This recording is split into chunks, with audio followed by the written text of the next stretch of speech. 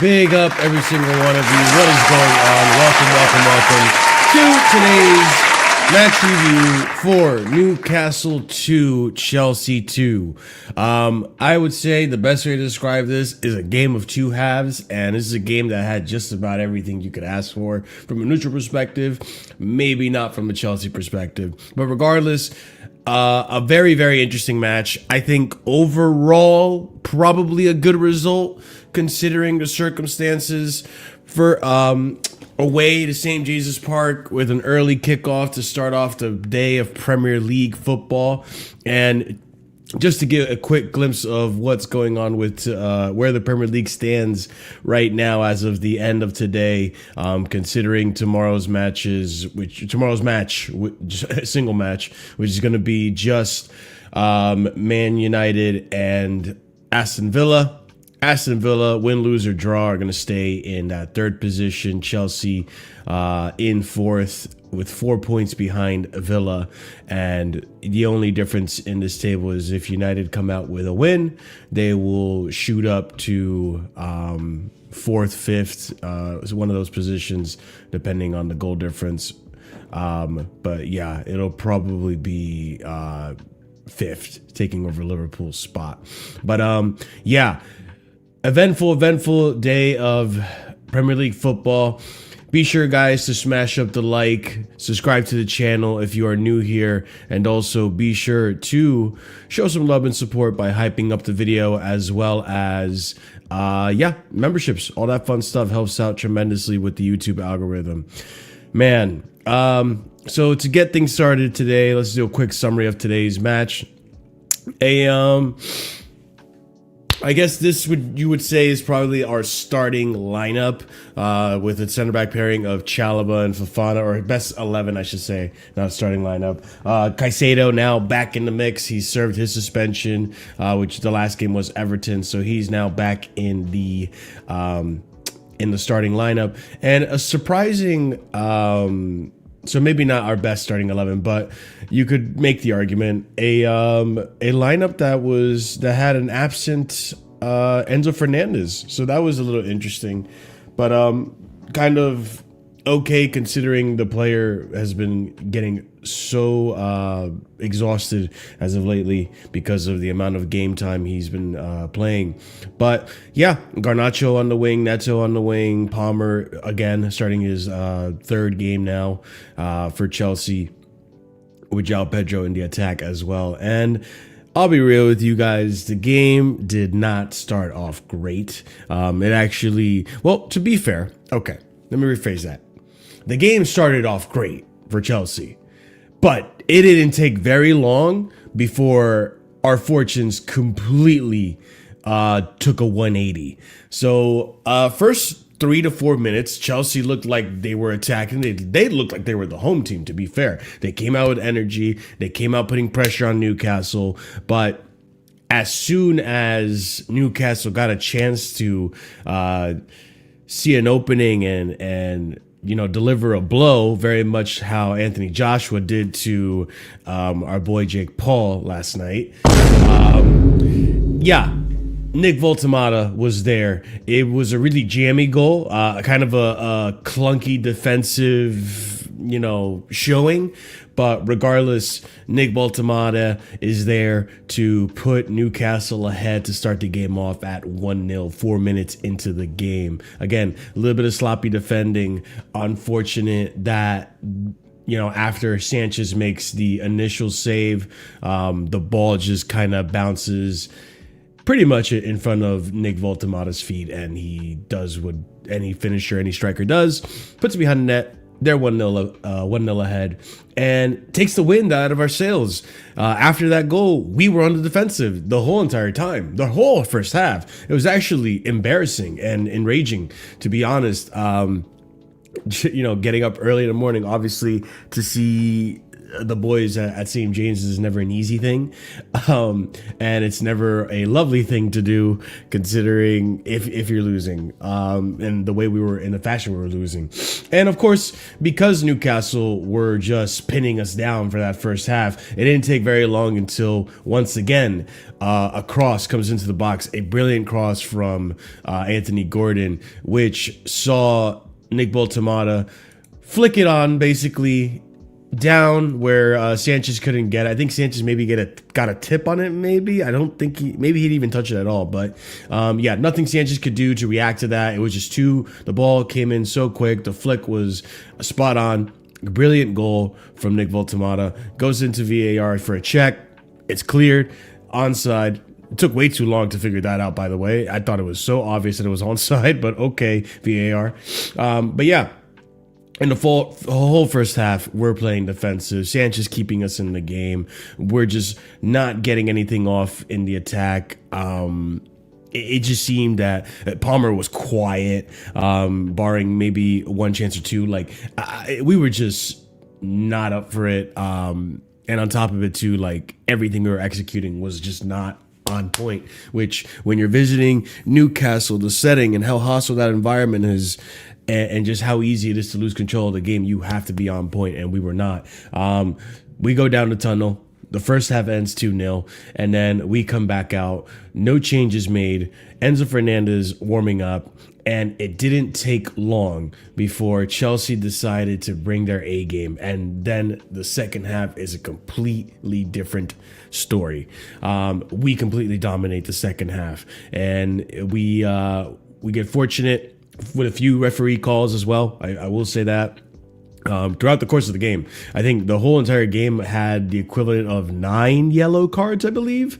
I'm surprised no one got sent off, considering how many fouls and how many yellows were given in today's game. It was a poker match, essentially. But Reece James, his poker face, brilliant goal from a foul that was given to us right outside that sweet spot. And oh my God, Reece James, give yourself a round of applause. This player is such... I appreciate this player so much. My fucking captain. Brilliant free kick that kisses the post and then goes right into the side netting. Ramsdale really couldn't do much about it. He tried, he got close, but just not close enough. Reece was just on it. So brilliant goal from Reece.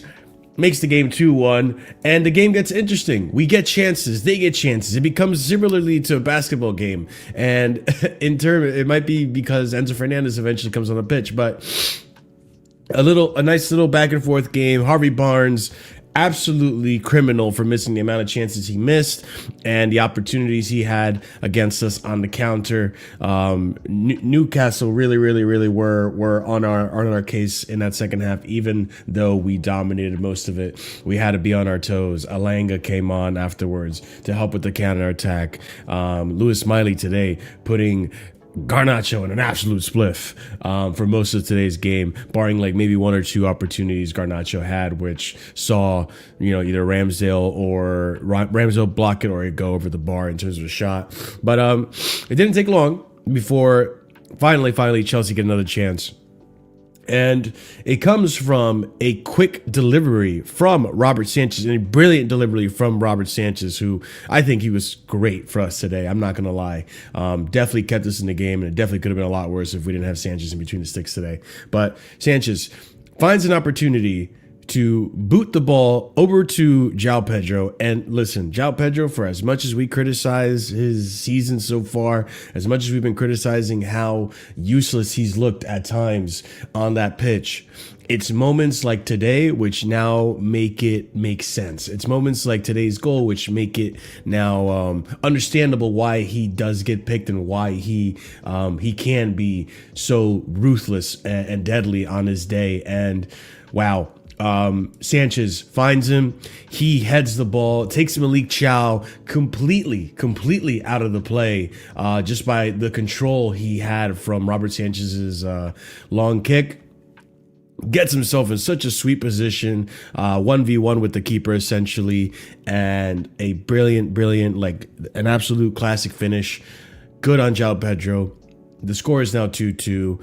And listen, Chelsea were up for it. Chelsea in the second half showed that they wanted it, and we almost got it. We really did. We got unlucky in some aspects. We got lucky in others as well. The Chalobah little shoulder deck that, VAR looked at and said it was enough shoulder to shoulder, that it wasn't a foul. We got lucky we didn't concede a penalty on that. And Harvey Barnes was looking for a penalty in that second half. Heavy was trying. But Reece James again today.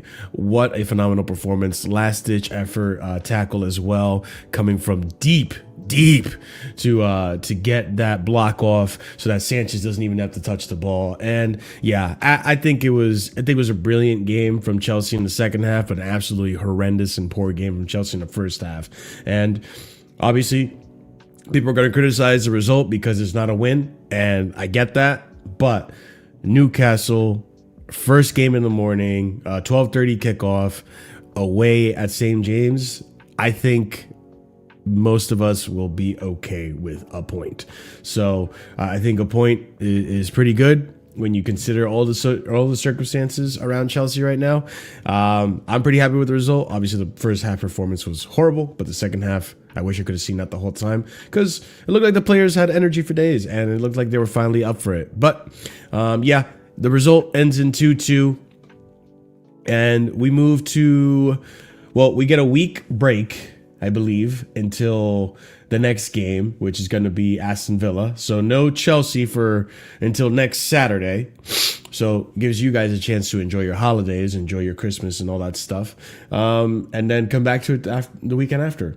And I don't know, I think I'm going to be streaming that. I'm not entirely sure. I'll get back to you guys about my schedule for Aston Villa. But regardless, result ends in 2-2. I think it's a good point for Chelsea, considering the circumstances, and we go from there. But I don't know who wants to take the mantle first. I think we'll go with RSM, if you're there. What are your thoughts on today's game, man?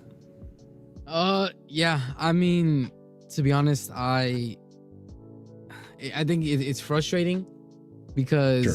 I agree with other people that I think initially said, listen, given our recent history at St. James Park, a draw isn't the worst result in the world, right? It's not the end of the world. It's not like, okay, alarm bells are ringing, this is bad. But it's sure. frustrating because in the second half, they once again show us what the team looks like when they are firing on all cylinders and what the game should have looked like from the beginning. And I think that's where the 100%. Frustration creeps in. Like, listen, props for actually coming back. Props for actually, doing the work and everything. And I saw a tweet that I feel like really encapsulates sort of what I feel. I think it's like every time we concede a goal, it's frustrating because very few times do we concede a goal where we're like, okay, wow, it was amazingly well worked, right? We got ripped open, fair play. This player did. It's usually ugly. It's disgusting. There's so many errors on our part. You know what I'm saying? It's like so many things that are preventable that from our own end to stop the other team from scoring. And that's what it felt like. Props to obviously Wamada. Like, he is there in the positions where striker needs to be, but our defenders are not doing enough, right? I mean, you see, in the second goal, why is Caicedo having to pick up the striker? Like, where are our center backs in that moment?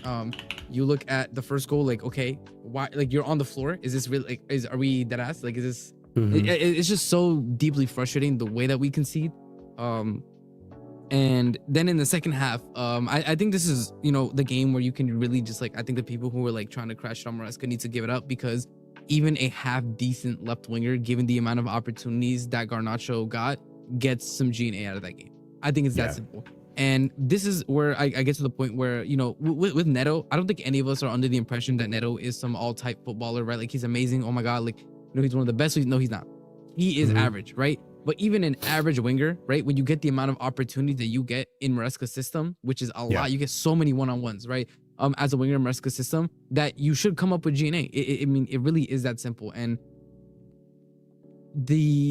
shout out, I guess, to a certain extent, Eddie Howe, right? When you look at the fact that he's like, okay, you know what? Double up on, like, anytime Neto has a ball, put everybody more on the right-hand side and let Garnacho do whatever he wants. Let him go one-on-one with our defender. We don't care, because we don't rate him, and it worked. Like, that's deeply frustrating. Like, as a Chelsea fan, to see how many opportunities fell to Garnacho. But listen, that is not down to Maresca. I think Maresca, in the second half, he clearly yelled at them. He clearly got pissed at them, right? He clearly said something, and they came out on smoke, and everybody just started having a better game. It was that simple. I think the second half is what I expected the entirety of the game to look like. A lot more back and forth, us with with better attacking play. But unfortunately, those first 20 minutes at the start of the game is what killed us. And that is legitimately where we lost the game, in my opinion. Because I think that if we kept it, 1-0, we would have won this game 2-1 in the second half, right? If we prevented even one of those goals from going in, I think we would have won it in the second half. It's just frustrating. And it's a bit worrying, because I do think that, with the amount of people that Newcastle had out, I expected us to beat Newcastle. And I don't think that that's a crazy ask. I know it's St. James Park, but when you let St. James Park come alive within the first 2 minutes of the match, like, you are setting yourself up for a very, very long 90 minutes. And unfortunately, that's what we did. To talk about maybe some standout player performances, obviously my captain, Reece James, I'm never giving up on you. That's my guy. That's my dog. That's my legend. I don't care. St. James Park with the wall, bro. That's my legend. That's my dog, bro. Like, this is one of the best footballers I have seen in my life. I don't care what anybody wants to tell me. You can argue with the wall. This guy is insane with the amount that he can do all over the pitch. And people are saying, okay, he's still, and this is where I credit Maresca for bringing him back, right? Because I think under other coaches, that last ditch tackle, running in from not even on the screen, right, to block that shot, I don't think he risks that, because he knows he might get injured again. But because he's playing so often in the midfield, because Maresca is, trying to find places for him to play where he can save those bursts of pace for when he really needs it, it's going to give him a longevity to his career. So, shout out him for that. I do think, it is obviously, we can only do so much in terms of, the midfield rotation and, Palmer being on a minutes restriction because he's injured, right? So he's going to be, he only 100%. plays a certain amount of minutes. So, it's frustrating. At the end of this game, I feel frustrated. Obviously, shout out coming back in the second half. I think that's the minimum that they should have done after the horrendous first half. But I mean, I have a lot of frustrations, to be honest. But end of the day, I don't think that it's the end of the world. We still end the week in fourth. Obviously, I think everybody, title hopes, prize in the bag with that one. Yeah. But we can still leave with a couple of cups. I think we should obviously still seek to be comfortably in the top four. You know what I'm saying? But end of the day, it's not the end of the world. I'm not too. There's no worrying signs. There was nothing I learned from this game that I didn't know before, right? I just think that it is one of those things where if we just have a better first half, we win in the second. That's just the way I feel about it. So that's where I'm at with the game. Yeah, I can't disagree with most of that. Like, if we do better that first half, if we keep a clean sheet that first half, even as the bare minimum, defensively look a little bit more sound, we probably come out of there with a result, with 3 points actually, because again, it gave me that second half, it gave me last season when we had 10 men vibes. You know what I'm saying? Where like we looked up for it, even with a man down, we looked up for it, and we looked like we were gonna, exploit them, and at some points just really get away with murder, really, because of just how poor we were defensively in that first half. And in the second half, I thought maybe we could have gotten away with a win, but like I said, it gets to the point where it's like, you know what, because of how dangerous that counterattack looked, because of just how Harvey Barnes was just knocking on that door in that second half, I was like, you know what? I'll come out of this with a 1-pointer. We fucked up in that first half, but I'll come out of this with a 1-pointer. It's annoying, but it could be a lot worse. And I think a lot of Chelsea fans in general were predicting a loss or a point. So, hey, it's not 3 points. I get it. But it's also not a loss. It could have been worse. It's a little frustrating, like RSM said, because if that first half were cleaner, if that first half weren't so jammy, if that first half wasn't so sloppy from, of a defensive standpoint, then, maybe we actually do get 3 points out of this. And then we have a different conversation about the rest of our season. But I think the conversation remains the same, put the fries in the bag. Let's not do a whole freaking title charge, all this shit. Like it's done. We're not in a title race. We're in a top 4 race. But regardless, and again, X-Style, like I get it. You could say it's a trash result, but were you expecting a win at St. James's Park first thing in the morning, early kickoff? And we know how cursed this fixture is. Like we lost it to 10 men last season. We got mollywopped by them, I believe, in the first leg, I believe. It was the third round of the Carabao Cup, I think. We also lost in the Carabao Cup as well. So it's not easy coming to Newcastle. It really isn't. So, listen, I don't want to sound like an Arsenal fan, but if you told me early kickoff, you get a point against Newcastle, then all right. Fair enough. But I get the frustration because if you don't have that first half, we're probably talking about 3 points. I don't know if you agree with that, Scott. Potentially. I also think if we just have better players, even with that first half, with that second half we had, with better players, we win as well.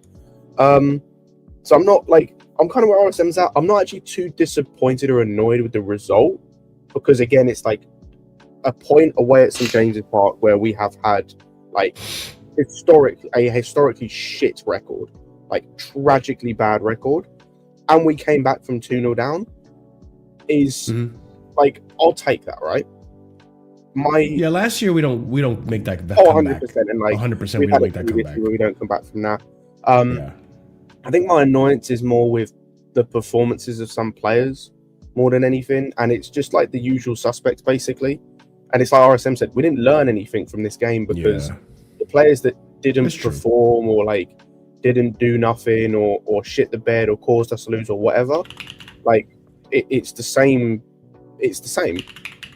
I don't understand how many times we have to come on shows like this and on Lewis's streams and wherever else and go, so Garnacho was shit again. Enzo Fernandez had another awful cameo off the bench. He wasn't why we lost, but it was nothing. Our defense let us down again in terms of mistakes. Gusto at the back post is a match made in hell. And yeah, we keep talking about the same things every week, and it's at some point it's that's what's going to happen. Marshall, it's so bad, or it's got to the point where Garnacho played 90 minutes and I didn't care because who was going to replace him? Buonanotte, Gittins if he was on the bench, Tyreek George, who cares?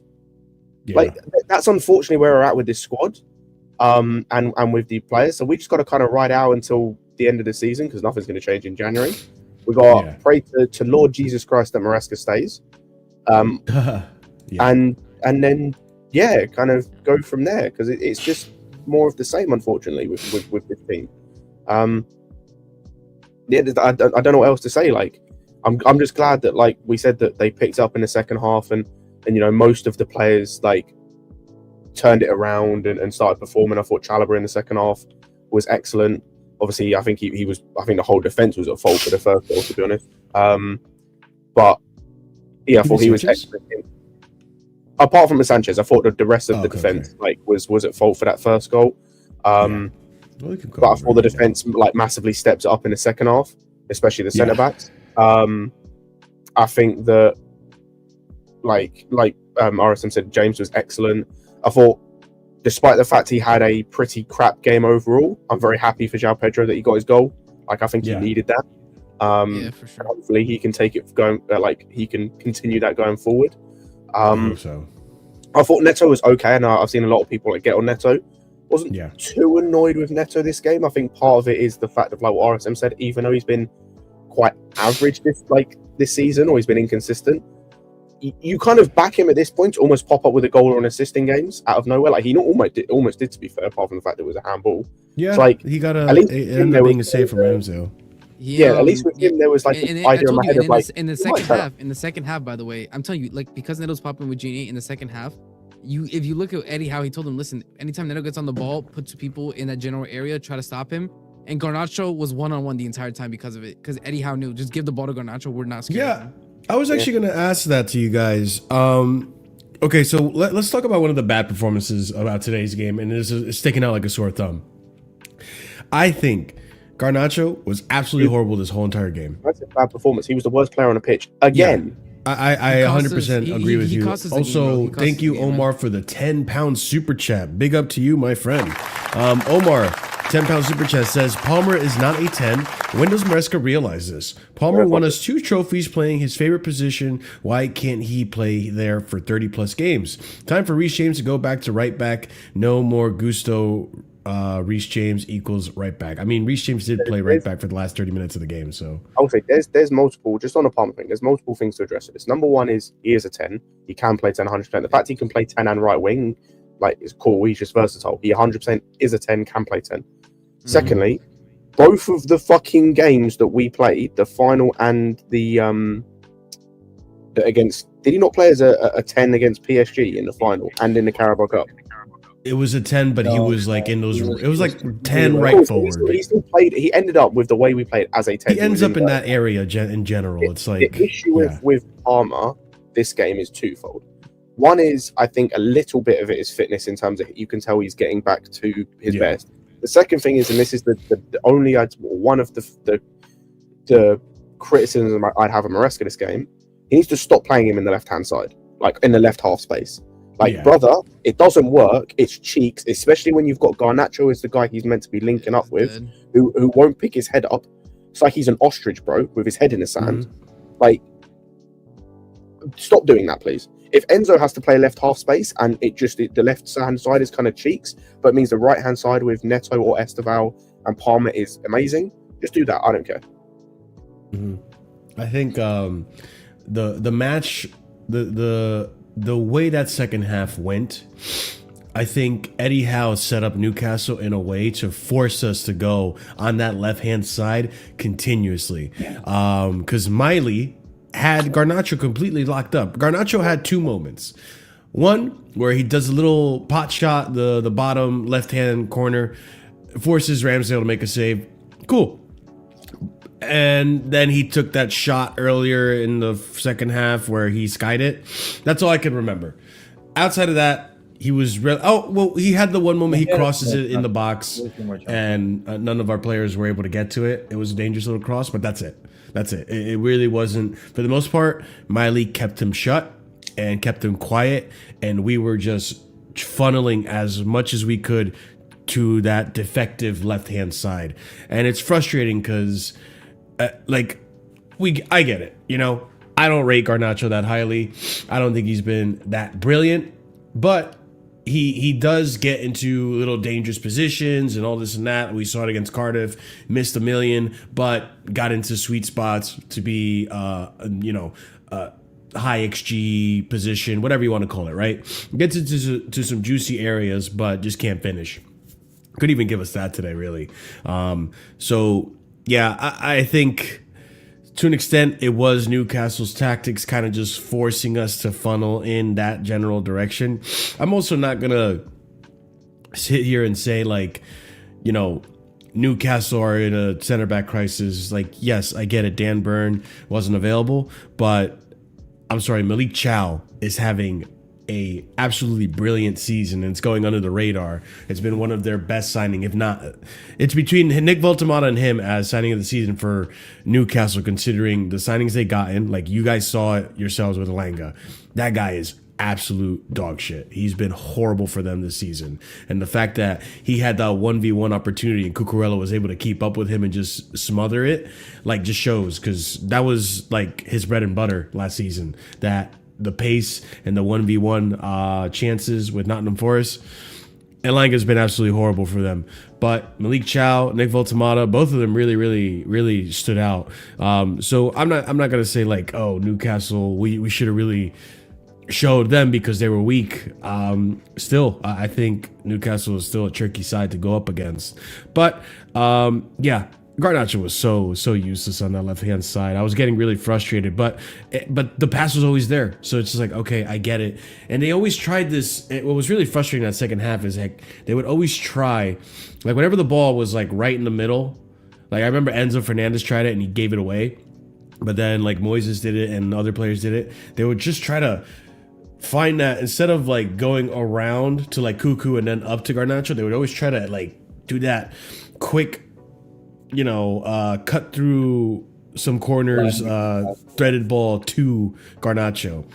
And it's just like, okay, I'm getting frustrated watching this because we're trying to do the same thing and it's not working. So, yeah, I don't think Garnacho was very good today. What did we think of João Pedro's performance? Non-existent outside the goal. I think the goal was brilliant. Oh, the goal was fantastic. Like he did so well He with did that. everything, yeah. Oof. Outside of that, he was completely anonymous. Yeah, really quiet. I'm glad he got the goal, and I'm glad the goal happened the way it did. But yeah, overall, like, goddamn, he was just non-existent. Even in that second half, outside the goal, he had some moments where he had like a little bit of hold up here and there, and maybe would help with the build up of the play. But overall, like, I think the player I can say was most effective in that second half, Reece James. Holy shit, dude, what a player. Like, I'm so happy Reece James is so fully fit and firing on all cylinders now. Listen, whether you like the whole him in midfield or whatnot, like, if you don't understand why he's playing midfield by now, I don't think you'll ever understand football. It's not because Maresca fancies him there. It's because of the lack of Lavia and Asugo. And if you don't get that by now, then you should just give it up and just say, admit you have an Enzo agenda. But Marshall, the commenter, thanks for £10 or dollars, said about Palmer, like, hey, he needs to play right wing because he performed well in 2 finals. Well, that's also contradicting yourself because Reece James played midfield in those 2 finals and Gusto was the right back. Mm-hmm. Right, Also, Gusto was our also, best. Honestly, after Palmer for PSG, Gusto was our best threat in terms of attacking wise against PSG because he was always there for the pace. So then you're contradicting yourselves. First, you're bringing up the case that Palmer did well in those 2 finals in the right wing, but then you're completely dismissing that Reece was in the midfield and Gusto was as a bombing right back. Mm-hmm. Like, choose a struggle. That's all I'm saying. No, I get it. Because, like, you can't have it both ways. Criticize the tactics and then also praise them because they ended up winning you a game. Like, it's silly. And you're right, CP. Like, it doesn't get called out enough. Like, for all the criticism that we have about Reece playing in the midfield and all this and that, we don't give it kudos when it actually works. And we keep It worked against it's Liverpool like and short-term Barcelona. memory for a lot of That was Chelsea insane. fans. They're really quick to forget the good performances. And then I even saw it today again. Like, I made a joke about this whole, you know, with the Maresca links to Man City. I made a joke that it's so funny that Man City want, you know, see him high in the prospect list as a replacement for Pep. Yet my fan base criticize him because he inverts Reece. And, like, when you see performances like today, like, why the fuck wouldn't you? He's a good player. He's a fantastic player. Bro, that run, I mean, I'm going to see if I can find it. That run he made to make that tackle on what's his face? I think it was Barnes. He was technically right. He was back. playing at right back, but when you see where he came from and where he made that run from, it was classic Reece. I think the thing is, I think Reece is actually probably able to still do some shifts at right back, like classic Reece style, but not like. but he can't do it game in, game out, 90 minutes, because I think it will run him down and wear him out because of how explosive you need to be.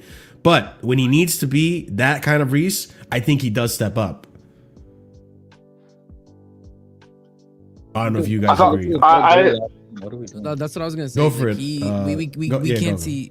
We can't see Reese right back every single game because he will get injured again and he'll be worn out. So like that's just kind of one where we It's just better gotta for him to be on the pitch someplace than no place at all. then no play exactly. So we just need to give like everybody needs to give it up with an entire season of right back Reese because there's no longer exists a world where you can see an entire season of right back Reese. Especially if you want him to bomb up, like everyone keeps on bringing the example of Tuchel season.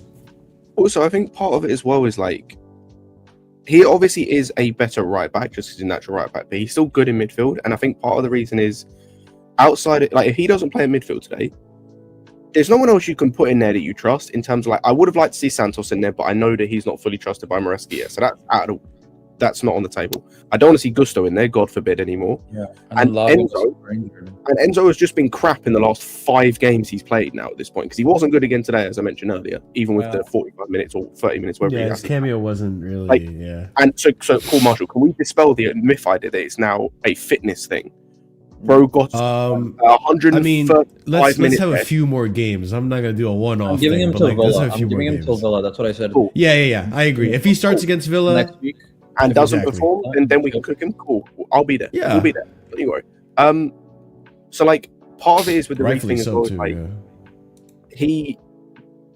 it is a little bit of a necessity at the moment because like especially as well with the Gusto thing, he had a really good game last game. He scored a goal last game. Whoever the fuck we played, Everton. He was bad Gusto, today. Yeah, like he wasn't good today. I'll be honest. But you can say after the performance he had against Everton, he deserved to start. So it's like, when it comes to the Reece thing, part of it is obviously, like I said, the what's it called, like the managing his minutes and managing his like workload in games. Yeah. Part of it is also the other options right now are either not trusted by the manager fully enough because they haven't really played enough at the moment, or are injured, or are just in shit form. So do you really need other options at the moment? Unless you just want to see Enzo Fernandez play 90 minutes and be shit for 90 minutes again. Like, and similar to Arsenal's midfield, the Newcastle midfield is known to be extremely physical. I know they were without Joelinton, but Bruno and Ronaldo are still very physical people, and you need someone as physical. And Enzo's not that. Lavia's injured. I understand why Santos isn't there right now because even Enzo Maresca during the press conference said if we had slightly more older players, more experienced players, you know, in these situations, we wouldn't be as susceptible to things. So he wants an experienced head beside Caicedo. It makes sense to me. So watch this. Obviously, us here on the panel, we saw this. We were gonna admire it for a second because this is again what Reece can give you. And like, this is what I mean. Like, he is fully fit now. He can have some right back shifts. And I hope this is what I'm hoping for, guys. When Lavia, when Isugo at some point this season come back, and listen, I'm not banking anything on Lavia. I assume he's going to come back for 2 or 3 games and get injured again. This is the rate that he's at. Better on Liverpool. Just put money on Liverpool. He's going to be healthy for Liverpool. Yep. But at least in those 3 games where he might be available to play, we'll see more of Reece James at right back. Because, like, here again, he was playing right back when this happened. And just, again, I just want you to pay attention to just how quickly he's sprinting. Look at that sprint. Boom. It's absolutely insane to make that tackle. To make that tackle was phenomenal. And I don't think Sanchez actually manages to save it. I really don't. So it's always brilliant when you see your center back, or not center back, but like your defensive player just make this kind of tackle. Everyone else was asleep. Everyone else was not seeing the play before it happened. But Reece, the reading of the game, and just to see that opportunity to make that sprint, it was brilliant. It was brilliant. Harvey Barnes was knocking on that door. Like, I'm surprised he ended up not scoring. Yeah, and he constantly found space. He constantly found dangerous areas too. But yeah, Reece James. Boots were missing. Say that one more time, Curry Pirate. I'm saying similar to Garnacho, his shooting boots were missing. They were finding places, they were finding positions to be threatening. Just shit. I mean, to be fair, Garnacho wasn't even doing that today, unfortunately for him. Bro, he's so ass. But like it's so bad because like after what I saw against Cardiff from Jamie Gittins, like it's They're both again, ass.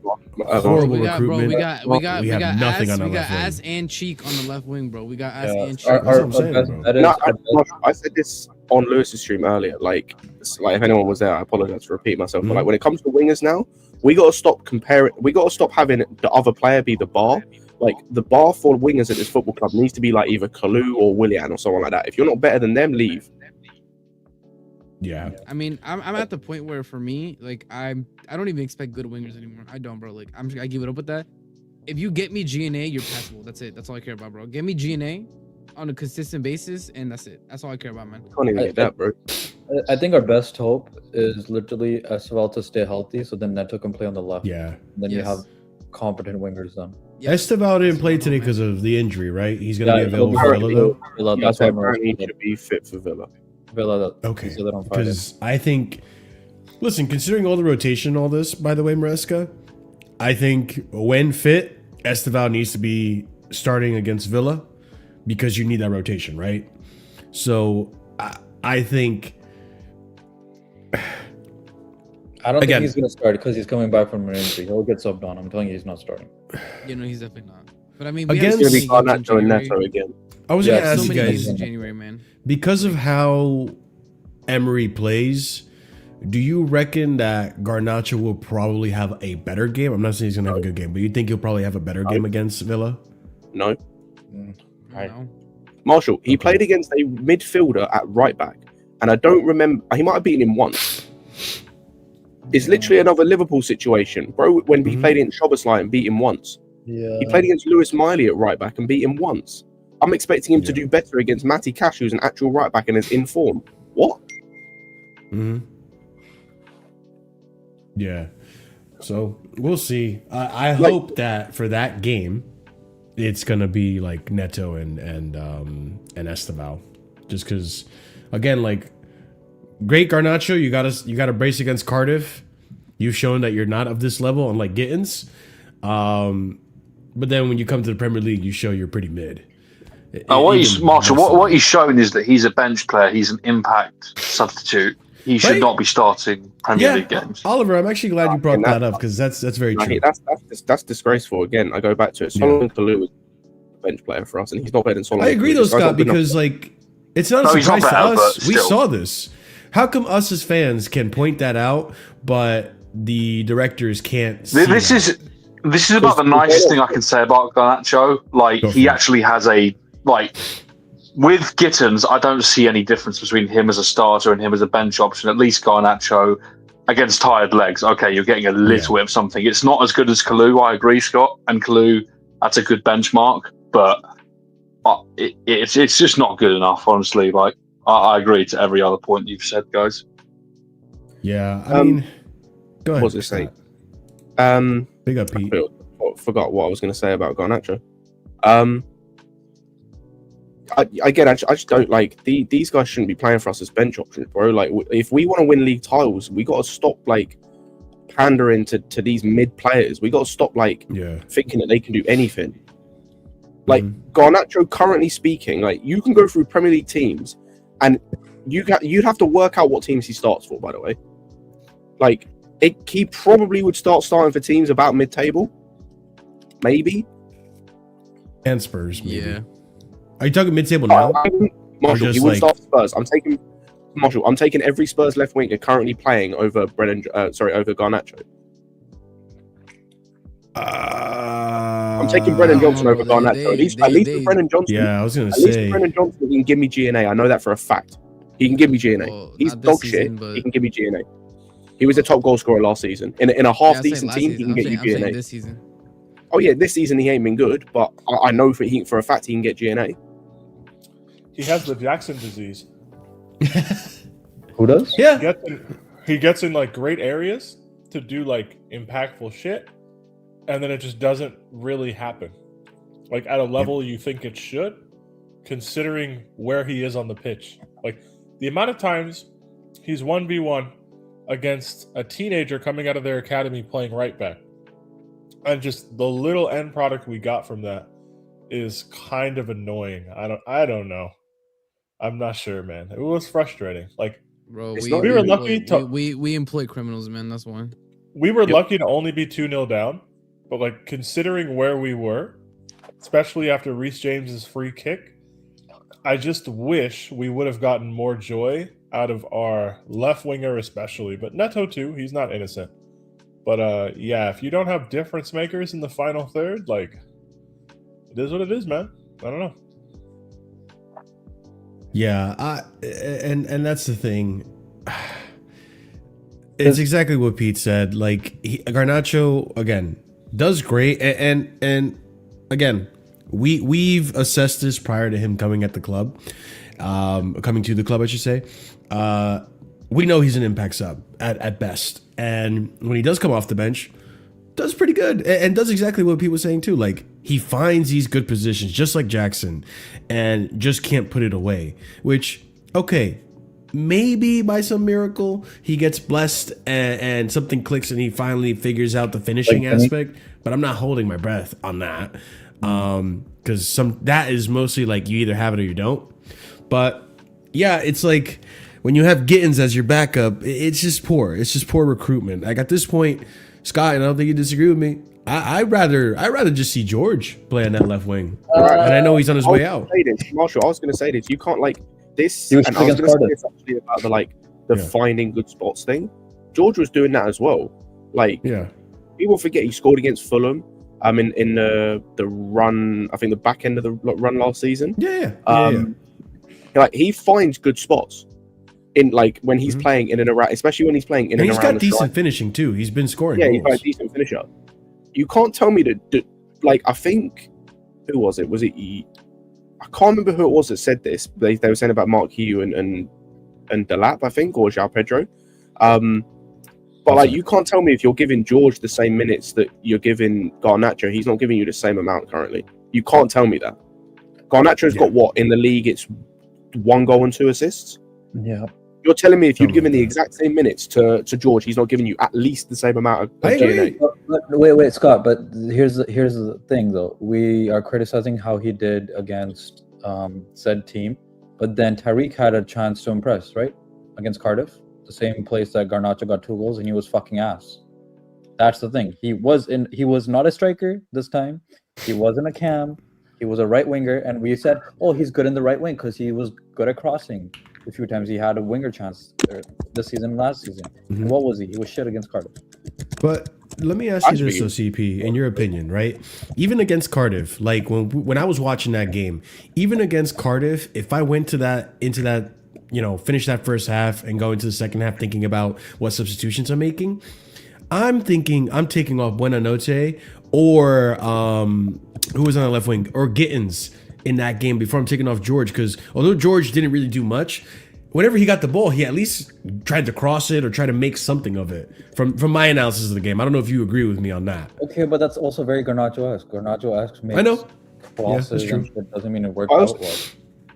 My thing with the George thing though is like, at least with George, anything you get is a positive because he costs you nothing, and at the very least, anything he gives you is more money to sell him for. Like for example, right, we were going to sell George potentially for like 20 million or 22 million, whatever it was, to Fulham. Like, say he performed or to the same level Garnacho had performed so far, you could easily sell him for maybe anywhere from 25 to 30 potentially if he got a goal and a couple of assists. How the fuck are we Well, the selling mo- the Garnacho for moment- what we need for him? The moment he puts you a good make- run of form together, he's a 40 mil player. 100%. There you go. How the fuck are we Yeah. selling Garnacho for what we paid for him? The Let alone thing making is, profit. we already bought Garnacho, right? So it's a weird thing of like, we know that as a fan base we think Garnacho is shit, but it's like, what do we want to do? Where do we want to spend our time in development? A guy we I already just wanna spent buy 40 him. million Like- that we want to turn good, or a guy we obviously have for free that we can't sell for profit. It's No, a but see, weird but this is thing.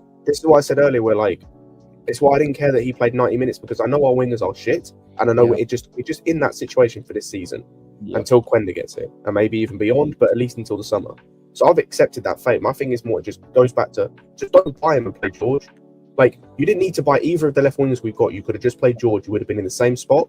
It's just you had a player you could have potentially made 40 mil on if he hit a run of form. Instead, we've got two players that we're going to lose money on if we tried to sell them currently. And I don't know how in 6 months' time, 5 months' time technically, because that's all they've got. They're going to somehow pick their form up to the point where you can sell one or both of them for at least what you paid for them. So, question for you guys: is George on the Champions League squad? Doesn't need to be. He'd be a B-list player because he's academy. Oh yeah, academy. So he can play like whatever list he is. He's in Peter. It's more for the sales situation I'm talking about. It's more for the sales situation. That's why I was saying that. Yeah, I don't think he counts. He wouldn't count. Because he's part of the B squad. Like the only people Kudus. Oh man, Kudus is at Spurs. That's not happening, Chief. Sorry. Yeah, that's never happening. I'll be real too. Anyway. He hasn't even been that brilliant. I'll be real with you. It doesn't matter whether he's been the best in the world or the worst in the world. There is no buying players from Tottenham. He has one less GNA this season than Neto. Like again, I go back to what RSM said earlier. I might not be Neto's biggest fan, and I've cussed him out this season. But if you're going to be inconsistent, if you can give me GNA while being shit, at least you give me GNA. Yeah, and that's the thing with Neto. Like I think he hasn't been brilliant, but he's at least giving us GNA. Let me double check actually, because last time I checked, I think he did. He's got 9 combined in the minutes, I think.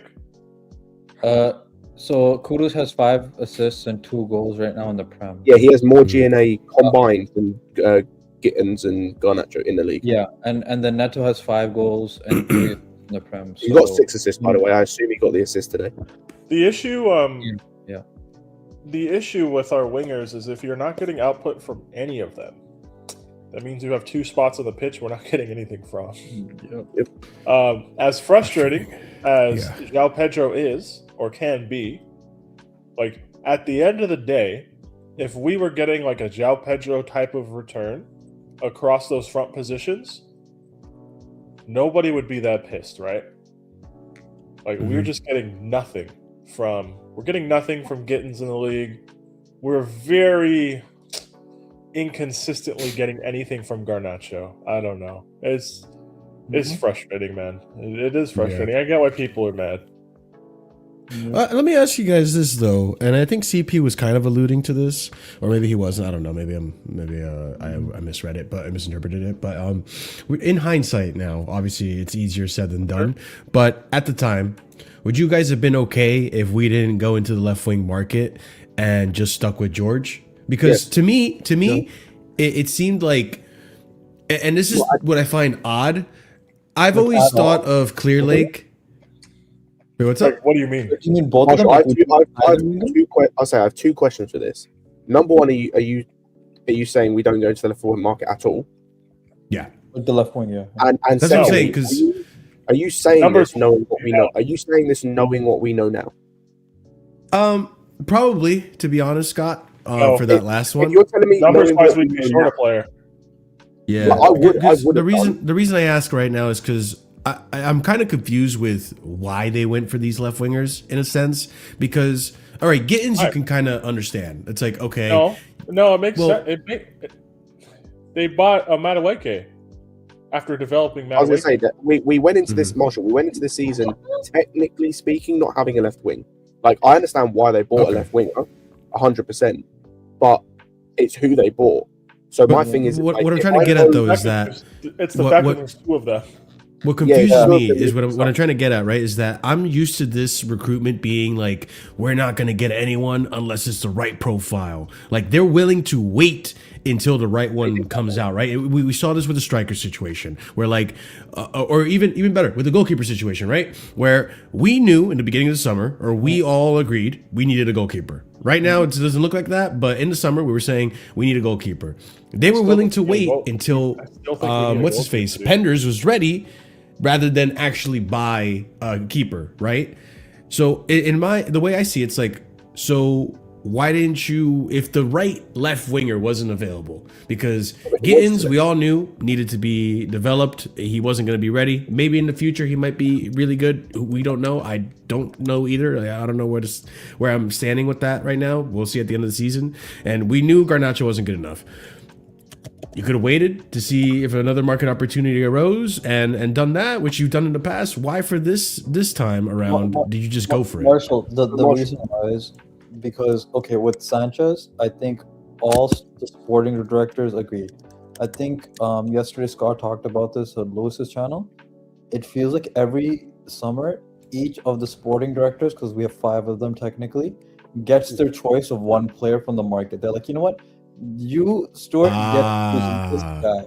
And then this guy is going to this person. That's what it feels like, right? Because it's like Stanley might have chosen Gittins, Stuart might have chosen Garnacho, then Delap was Winstanley, and then, you know what I'm saying? There's no continuity in logic. But also, Marshall, like, technically speaking, the guys they signed in Gittins to Garnacho, profile-wise, do fit with what they wanted. And especially what works in the system in terms of, like, Gittins' profile of a, what's it called, of a high, like a, how do I word this, like a 1v1, like, can isolate his fullback type of winger, which needs to work in this system because we don't really overlap or underlap. Profile-wise, Gittins works. The issue is his quality. Like, for example, if you put Leao in his position, the upgrade is infinite because Leao is a similar profile. Obviously, he's got the physicality over Gittins, but on a quality level, he's massively better. With Garnacho, it was a case of, like, Semenyo as well. With Garnacho, it was a case of, like, they wanted or thought they needed for the system as a different profile, a high-volume shooter who gets in good spots and can get in behind, which, if you look at stats, which they love, Garnacho is that guy.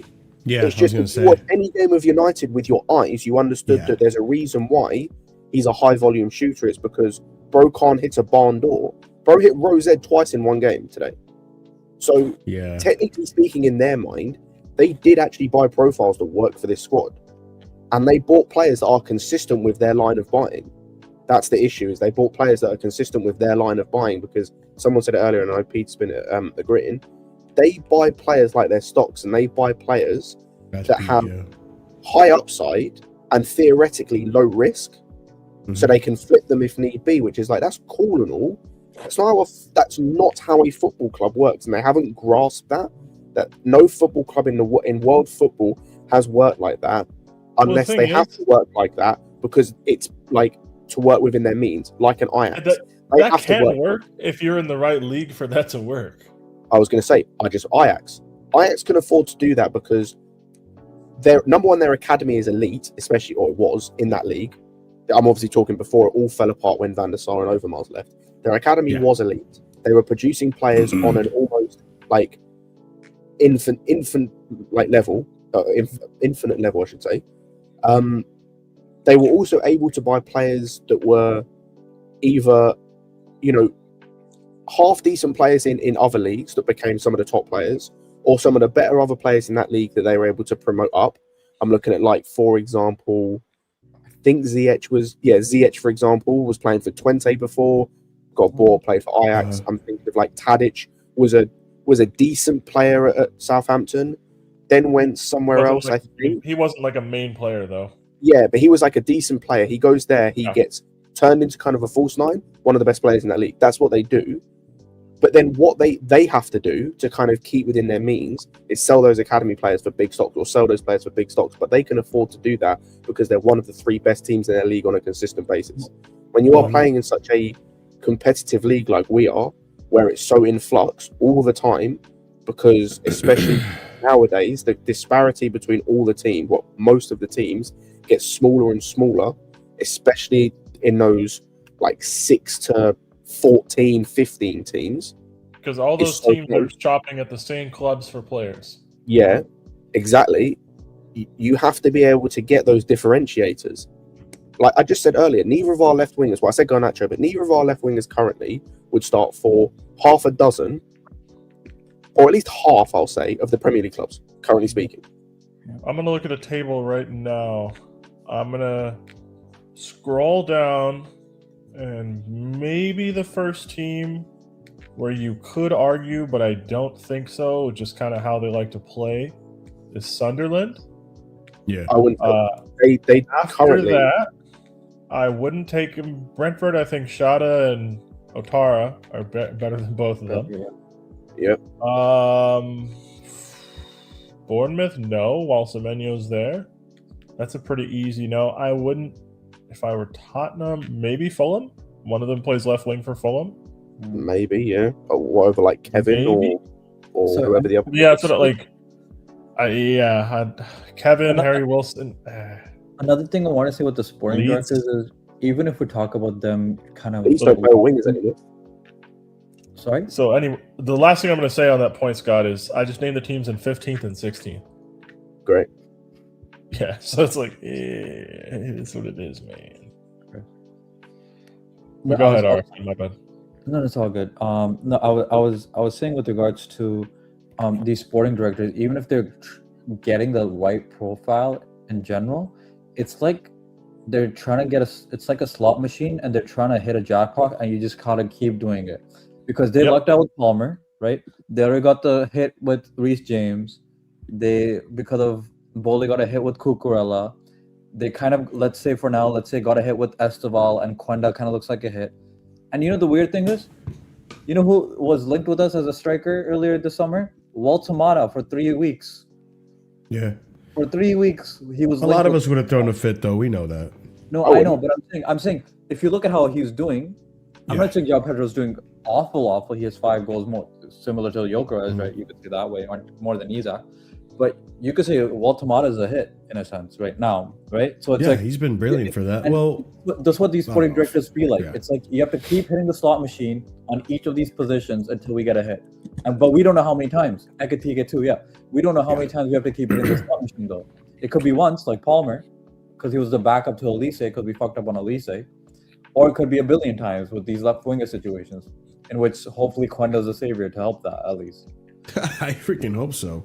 'Cause, It's, like, it's what Jamie Go for it, Carragher man. said on Sky Sports. You know, they care more about being seen as transfer geniuses that find diamonds in the rough than actually sorting out real and existing really say problems that? with the squad.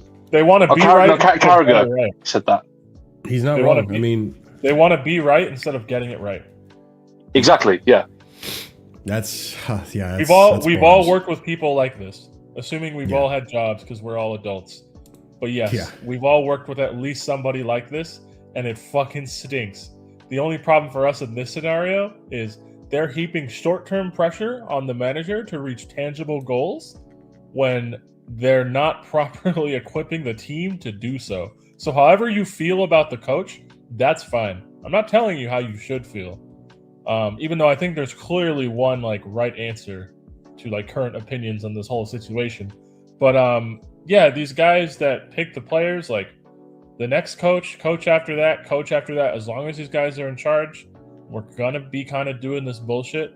So we'll more or less have this revelation and conversation every 12 months or so. So I'll look forward to it, guys.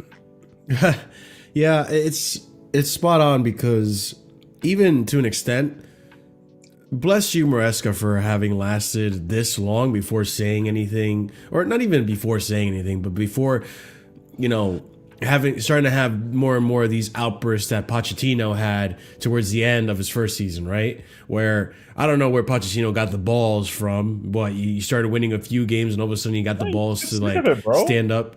What's up? You just get sick of it. Like, it's one Yeah. thing if I'm shit at doing my job, right? Which, Yeah. like, in real life, I'm not. But, like, if I am, that's fine.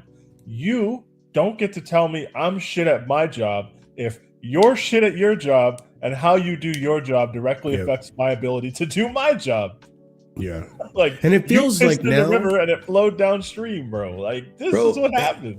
And what's kind of crazy is that it feels like right now we're even more micromanaged than when Poch was here. We're more micromanaged than at any time under Roman. I'll tell you that. So 100%. And it goes to the point of like, all right, how much blame can you really put on Maresca? Because that's where we don't know. We're not transparent in that aspect of like, is Maresca picking the lineups? How are the directors influencing these lineups? How are the directors influencing this rotation? Well, you have to I'll put blame yourself in the shoes of the club staff. Really, I mean, as you may have seen with reports, they're not happy that he's been like using the success over the last 6 months as like a way of putting pressure on. They attribute the success to their model, not to the manager and his tactics or his management. So it seems we have a disconnect. Yeah, they're coming with the position based on reports too that Maresca should feel grateful that they gave a championship manager a chance. That's fine, but like the only reason those guys got the extension is because the team achieved the objectives of last season. I can understand that at first, the first season, but then what he did at the end of the first season, brother, you have no leg to stand on because he's proved himself. We had Tyreek. Yeah, you George, left him to die after January. To be fair, we had Tyreek George back up 9 when all the money was in the middle of the table. Oh, like, dude, CP, I got mad when you said that. I can't lie. Yeah, dude, like, I don't know where the outlet was, but that would piss me off. Basically, it sounds like Maresca should come out as grateful that they gave a championship manager a chance. They're the ones who chose him.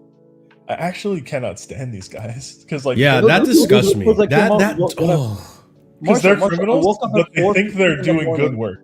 I woke up at 4:15 in the morning just to check the accounts like Sai and everything. Oh yeah, to see the you're lineup. On the West Coast. You went brutal today. Yeah, you had it brutal today. Oh, you're on the West Coast too? Big up, man. Yeah, I'm back in the West Coast. I'm back in like LA time. So I woke up at 4:15 to watch the shit be down 2-0. 4:25. How was up?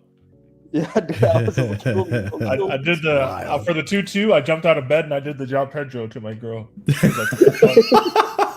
Oh, dude, I fucking threw the laptop, kicked the covers on. No, Peter. What I was getting Peter, what I was getting flashbacks of is like this story that I've told everyone like a billion times. It's the pot season when Christmas Eve, 4:30 in the morning, I wake up for us to lose to Wolves 2-0, bro. I thought that was gonna happen to me again. I was gonna be traumatized. Or when we played Newcastle away under Poch, and I took my girl's dog outside, and it was 1-1, and I came back in, and we were 3-1 down. Yeah, and I was like, I don't know what happened, but it wasn't good. But yeah, Marshall, they're coming from a point I don't know, of view man. like, grateful, man. If I had to be honest, Maresca playing Gusto in a game like today really pissed me off because Newcastle are one of those like classically English teams that just load the fuck out of the back post and just fling that bitch in. They're one of the few teams that I see consistently playing percentage football for creating chances. And in that first goal, where Gordon got around the back of Gusto after Fofana lost the ball and Cucurella let the cross come in. Oh yeah, Fofana lost the ball. Yeah, he lost the ball. Fofana dribbled into nowhere, lost the ball. Yes. Doing his worst competition. Yeah, he had it for way too long. I remember that. Oh my god. Go back to the earlier touch. He never looks back. He never looks back at one moment that there's people behind him. Here's my problem. 1, have some self-awareness. 2, there's more right there. Or there, no, it's or not. there. There's many options. João Pedro's open. Reese is there. If he wants to be suave, play a reverse pass to Palmer. Like, yep, exactly. Okay, so we lose the ball there. The ball ends up out with Jacob Murphy or whoever the fuck. But like immediately, bad posture to lose the ball in, right? I knew I'm like, oh, this is not good. Yeah. But what we don't do well is react to this situation. Like the reaction is even worse, right? Like, so there's fucking Voldemort or whatever in the middle. He's 6'5". They're gonna fling that bitch in. So, you're not playing Bukayo Saka. You need to. That ball cannot come in. You probably need to close that in more. Yeah, for sure. It is coming in though, right? In the middle, we're actually marking. I think that's Reese, right? No, that's Chalobah. Reese is right here. Chalobah's actually doing a pretty good job. Proud of you in this moment. Yeah. But you see what happens there. Yep. Gusto just gets beat to the back post. This happens every time. Good save by Sanchez. Every time we have a bad result, Gusto's at the scene of the crime. Chalobah here somehow slips over. I'm not even sure. Yeah, he slips. This is an amazing save by Sanchez, by the way. 100%. I would have walked off the pitch if I was Sanchez today. Like this is so deeply unserious what happens. And then Chalobah slips. Yeah, the miss, bro. Oh my god, dog. Yeah, I'm not gonna get mad at Chalobah for that, but like, god damn. I mean, man. like, kind of am. Like, we have better I am. I'm more mad at Gusto really for not, marking Gordon better. The beautiful thing about that is all of them committed criminal acts in that goal. Like, we all equally share the blame. How is Gusto getting blamed? Because you're the guy. You're the right back. The ball's on You're the right back. like in front of your left back. Sorry, You need to be at the back post. just going to point something out. If that was Trent last season, we and most of the league are cooking him for getting beat. It's a consistent issue with Gusto. Yeah. It's a consistent issue. It is, and the thing with the Gusto thing, I said earlier he wasn't good. I think this game he didn't have a good game. is a perfect example of like when last game I was not getting too hyped. I was congratulating him, but I wasn't getting too hyped and everything. Yeah. Because unfortunately, like Enzo Fernandez, like Garnacho, he does like Keyshawn, but not today. like other players, sorry. He has wildly inconsistent and has spent most of the season being wildly inconsistent. Now he had stepped up the last few weeks. But unfortunately, he decided to go back to his old ways today, where he was responsible partly for the goal we conceded, and he did precisely nothing to help us both defensively or on the pitch for the 55 minutes he was on the pitch. He also went down because of his shin or some bullshit and just stopped playing completely and expected them to kick the ball out, and we almost conceded again. That made me really mad. But yes, I'm not a fan. Gusto, we can all agree the weakest part of his game is this exact scenario here, where he's racing to the back post. Like, it's concentration. I don't think he lacks the engine to get there. Like, I don't know what this is, but as the ball goes wide, you see Gordon. It's a pretty straight line. You see Gusto. You cannot get beat to your post from that position. I'm sorry. That just can't happen. It's not acceptable. But yeah, he did this against Brighton. Were there other games that just got dunked on the back post this year? He's definitely had other games. I just can't remember what they are because this has become a I know the Brighton Arsenal, although like kind of Fofana's fault. I'm not gonna kill him for that one. Be a bit of both. I'm not putting it entirely on it. 100%. But also, like, we're down to 10 players because Caicedo just sold us down the river for no fucking reason. Yeah, true. Yeah, like, I don't know. But how we contributed to just meme team it for that first goal was good stuff, guys. That was inspiration. I was like, dang, I can blame all of them. But, like, the thing with Newcastle specifically is, like, if you remember that game, it's not like Newcastle were knifing through us in the middle of the pitch and playing through balls and latching the second on leg when we were down to 10 men? Is that what you're referring to? Wait, what are you referring to? What game? What Newcastle game? I'm talking about today. Okay. I thought you were referring to. I'm literally talking about today. Game. Just my bad. Any chance that you think that Newcastle created, the ball got swung into the fucking box and people try to peel off to the back post. Yeah, like that is Gusto's worst attribute. I would have benched him just for that. Yeah, when I saw you were team, mentioning. Go ahead. This is when I saw the team. I was like, I don't like this because I don't trust. Like, I just don't like that scenario. I don't know. So yeah, I would have blamed the coach for that today more than anything. Peter, I would get that, but it's just that we don't have any midfielders that are physical enough that are healthy right now. I agree, but like I would rather take my chances on Andre Santos holding his own in midfield than Gusto marking the back post. Fair enough. Yeah, like I know for sure the second one is not going to happen. I'm pretty confident the first one isn't going to happen. But like it's like 30% versus like 0.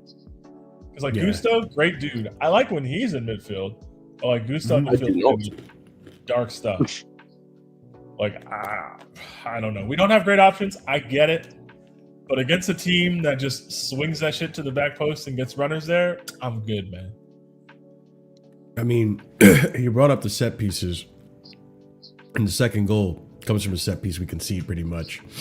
And yeah, it's right here. Big up Lewis Hall. Got a decent performance today, I think, today. Lewis Hall. Former Chelsea player. Fuck him. But yeah, it comes from this cross from Gordon. Gordon, who hasn't even been that great this season, but finds Boltamata. And by the way, yeah, just before we get to the talking about the actual defending for the goal, like I said earlier, I wasn't going to get on him too much for his performance, but after watching this goal, I really need to stop hearing about Pedro Neto's defensive work. Like, was there any attempt to stop the cross? No. Like, this was awful from Neto. Attempt to stop the cross it? The thing is, like, there's no overlapping threat, so I don't know why you are begging him to cut inside. Yeah. I hate that.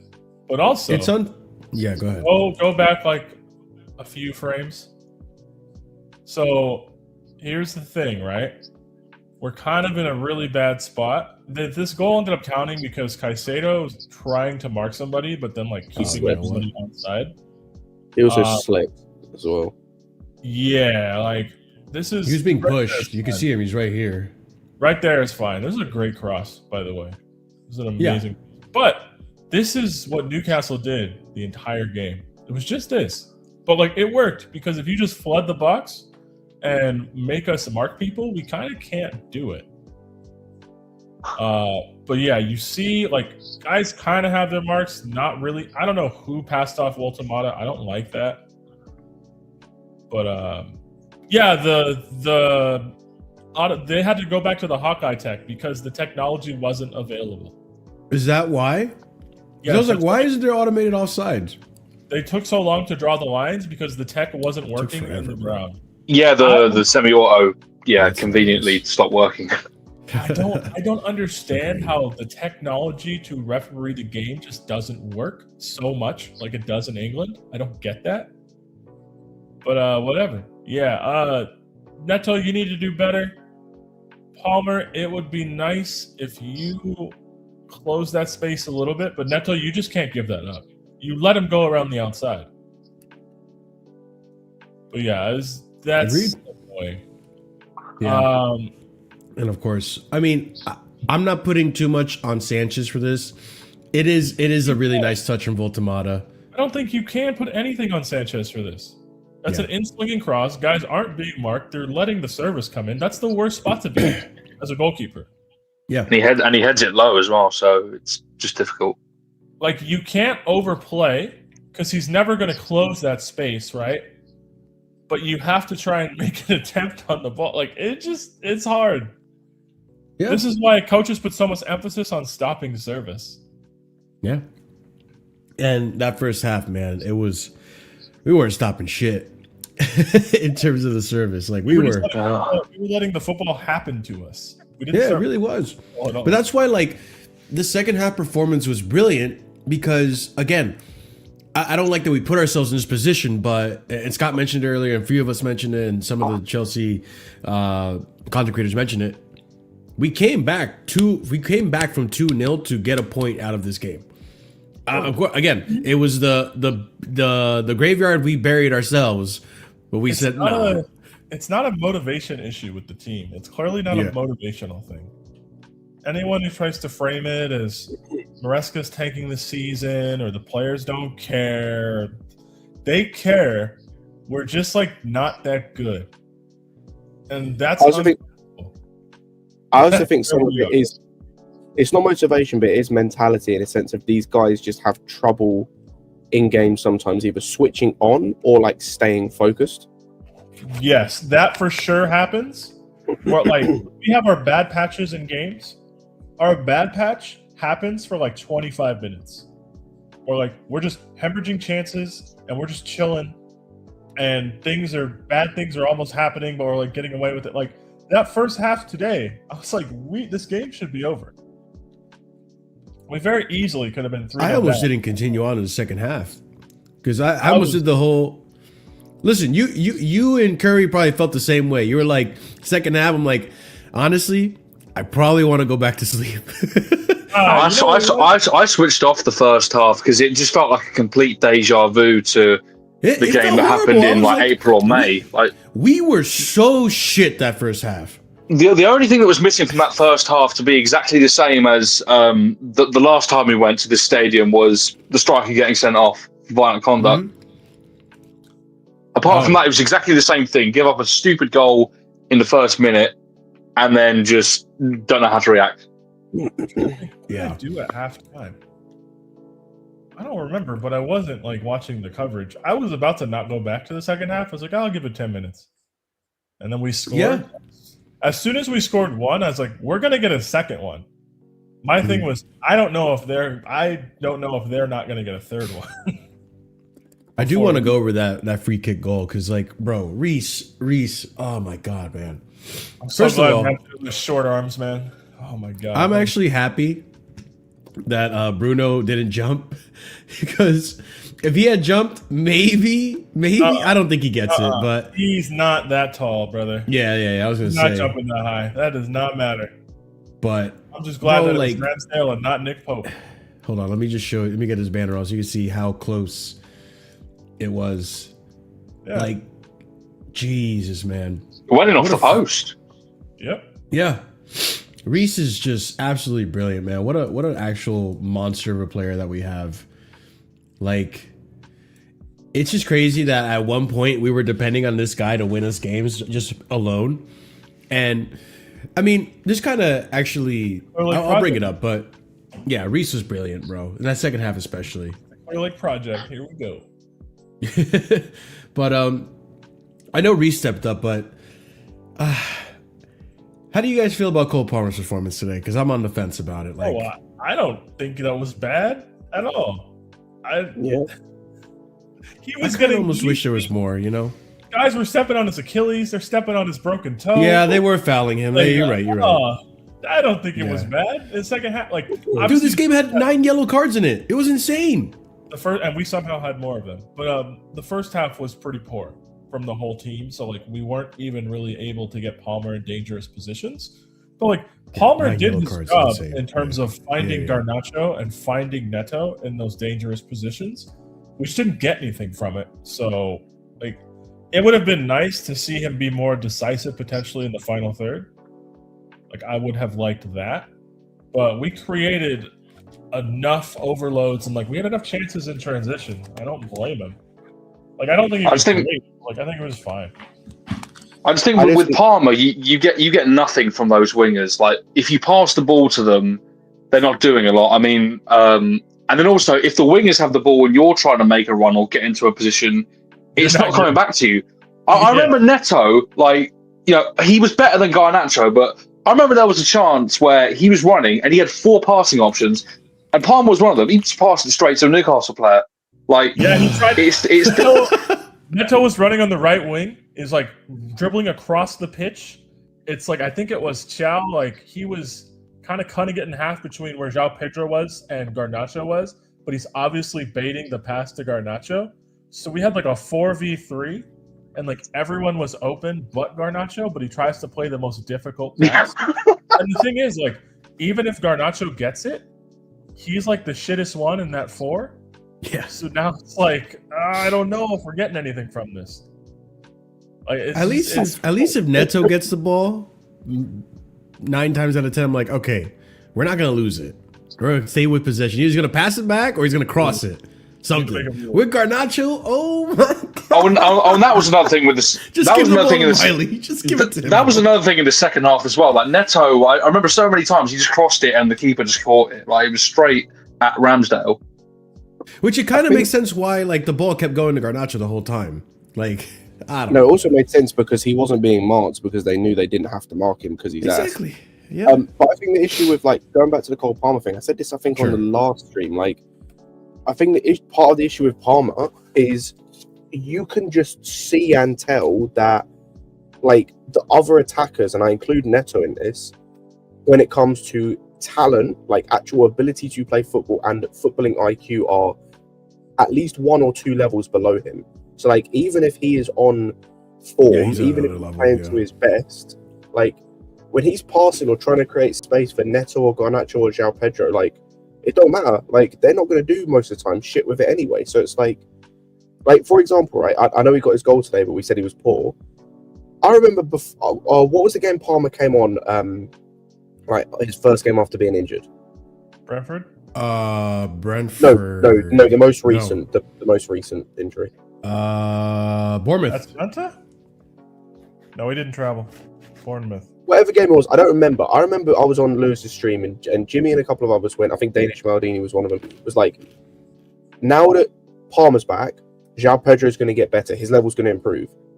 We've seen 2-3 games, and he's the same fucking player. It's just because Palmer's there, he has a few more touches, or he gets a little bit more of the ball, or he gets the ball in a bit better space. But he's the same fucking player, and it's the same with Garnett. Like, these players are just the same fucking players. It doesn't matter whether they've got Buonanotte or Palmer behind him. They're just the same player. So there's only so much you can get from these players. Because like Esteval's a good example of like when he was playing with Palmer, obviously we haven't seen it too much, we've seen it once or twice. Yeah. You could tell immediately that his level raised. Like he's of a level anyway, but his level. I was actually going to say, Scott, Esteval's probably the only one that can keep up with Palmer and like read the play and like actually know what he's going to do. He's the only one from a talent perspective that can get close to him. The great thing about this is we have historical perspective of the similar thing happening, right? You guys remember when Di Matteo got fired and we had Mata in the 10 and we had Hazard and we're watching them and they're like, oh, they're so good. And then the ball would go to Victor Moses, who, shout out to Victor Moses, Premier League winner, not in a position anyone knew him for, but whatever. The ball would go to Moses or it would go to Benayoun, and you'd be like, oh, these guys are not good. Like, it's tough to, especially in attacking positions, when people are just on a different wavelength, or like there's just a crazy skill gap. Like, Matt would play the ball through to Torres. You know that he's not making that shit. So you need to crash the box behind him, brother. Like, there will be a rebound. You know, it's like that kind of thing. One thing I will say, Scott and Pete, which you might not like that I'm even pointing this out now in this in this current climate. One thing I will give the sporting directors is at least you're trying to build a team around the right players. Cole, Caicedo. That's not commendable. Yeah. I also don't know if they are, to be honest. I don't know if that's true either. Like, we gave Palmer, he said, hey, thank you for winning us the Club World Cup. Well, here's Garnacho and Gittins. The way I'm thinking about it is more so like, at least you're not trying to sell them. Because they could have easily just turned around and flipped Palmer and sold Palmer. I guess the point is at least they're not completely sabotaging us. Yeah. I mean, it's their job to help us be better, but yes. Yeah. Like, at least like it would have been really stupid if they were trying to build a team around like, I don't know, fucking I don't know. You get what I'm saying? But like it's almost impossible to do that bare because minimum, you would get sacked because like you can't build it like for you to build a team around. Let's just as an example go Chalobah, right? Sure. He'd have to play every single game, which like, or actually no, let's not use Chalobah because I mean let's go Tosin. If they try to build the team around Tosin, it means he has to play every game, which means you're going to do shit, which means you'll get sacked. Like, and also because it's Tosin, he has a shelf life. Like, he can't stay in this team for 10 years. So what happens when he gets sacked and you built your team around him? Sorry, when he leaves, sorry, you built your team around him. People wanting Willian to take the 10 after 15, 16, when Hazard had one bad season. Like, oh, Willian's our best player. It's like, oh, that just means our team's doing shit if this is the actual debate. One thing I gotta, since we were talking about João Pedro, right? Scott, I think even you have to admit that goal for João Pedro, Sanchez was brilliant. You got to give it to him. It is a brilliant pass from him. Scott doesn't hate Sanchez or João Pedro. I used to hate Sanchez. He used to hate Sanchez for sure. Yeah, but he's over it now. Scott's matured. It's as I do that João Pedro's not like a natural 9 and doesn't shoot the ball enough. I thought when I saw this pass, and obviously it's both, right? I'm not giving all the credit to Sanchez. I think absolutely brilliant from Sanchez. 80% of this, brother. Yeah. I was gonna say, like, good on Sanchez to at least get the pass in the right general area and find it as quickly as he did. But great on João Pedro for one being available in this space. He's also never doing this again, by the way. Like, I think he's pretty good at controlling the ball aerially. We're never scoring this goal again. Look at this touch. Like, rewind it. Okay, hold on. We got to analyze how Chow did not think this was happening. Like, his feet are all crossed up. He's fucked. There's no chance he's changing direction. He thinks he's taking that on his chest and he's trying to clamp him. João Pedro says, fuck no, brother. We are using our head as our own through ball. Watch this. Do you know what? It's Didier Drogba under Ancelotti type stuff. Yeah, for real. Thank you. Yeah, that's what it reminded me of. Do not expect this. This is never happening again. I will take it. It was funny as fuck as well. I've just looked Marshall just because I thought I would. He is still on track. In fact, he's not even on track currently to meet his GNA from last season by this point.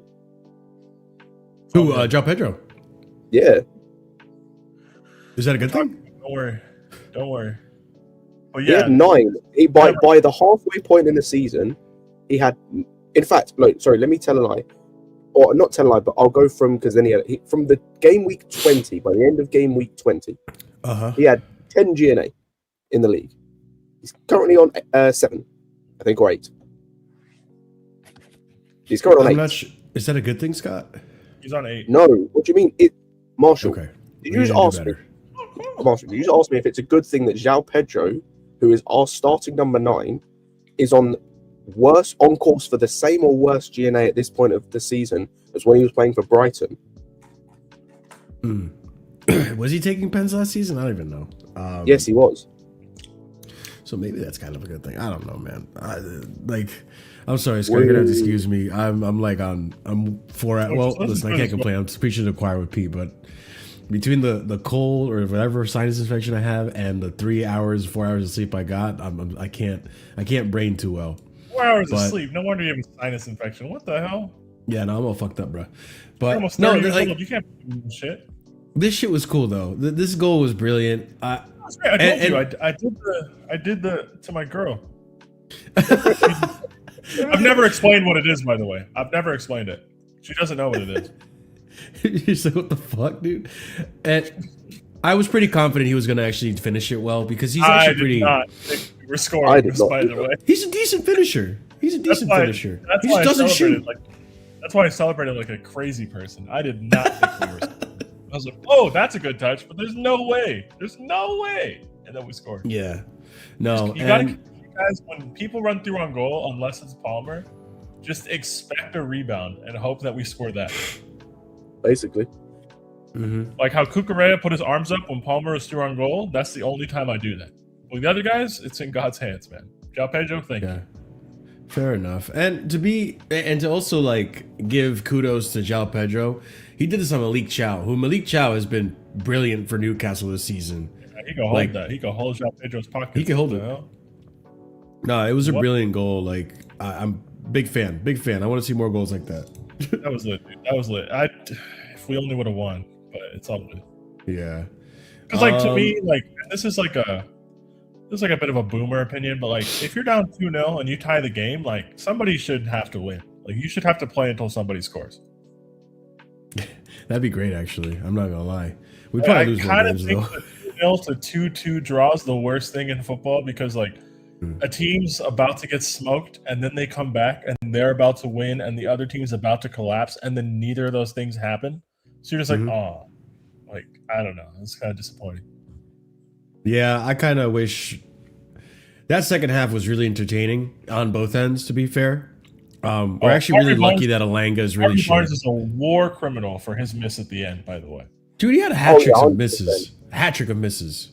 Harvey Barnes, you are a criminal. If your manager gets sacked, you should have to go as well. That was And crazy. speaking of which, by the way, I'm glad you put that with this quote on the screen because I'm gonna be honest, I don't like this quote because, like, at least the last bit, because by the same token, they could have been 4-0 up in the first half, and Harvey Barnes should have scored at the end. So, like, just take the draw and keep it stepping. Also, I don't know how we didn't get booked for that dive. That was terrible. That was terrible. But when a guy runs on the pitch and dives in 2 minutes, I know he's not doing anything. Yeah.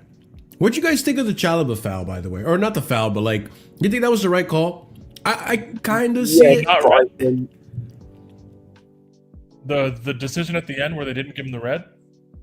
No, where Chalaba decked who was it? Was it Barnes? I think it was Barnes. It was Gordon. It was Gordon, yeah. He like, Do I think that's a foul? Shoulder decked him out of from the, because Gordon was about to beat him. They just let dudes walk over Palmer's Achilles. You're gonna give a pen for that? No. Yeah. You can't do that. Yeah. It was pretty aggressive. I can't lie. I didn't think that Gordon didn't match it.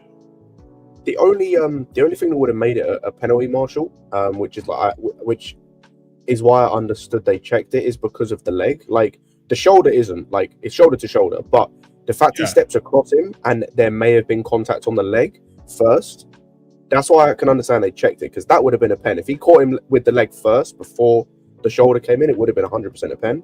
but which is why I understand that they VAR'd it.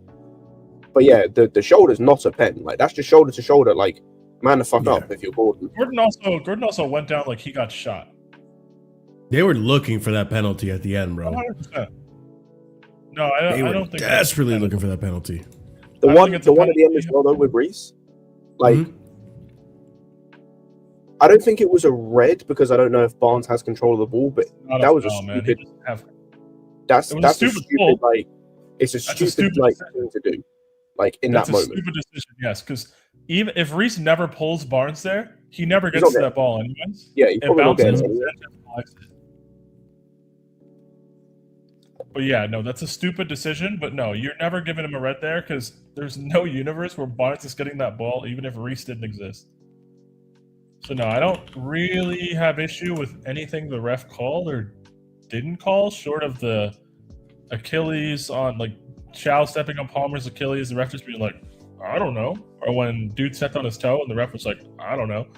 But Gusto going down and holding his knee or whatever, while we are just trying to defend when you're the right back is not a good move. Like if you're the striker, you can just sit in the half line. Yeah, sure, but was that when Sanchez lost his fucking mind and went at the referee for?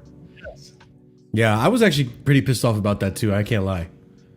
Like I get it. It would be nice if they stopped the game, but they're in 13th and they're struggling and they're looking for any sort of win they can get. They're obviously not going to be nice.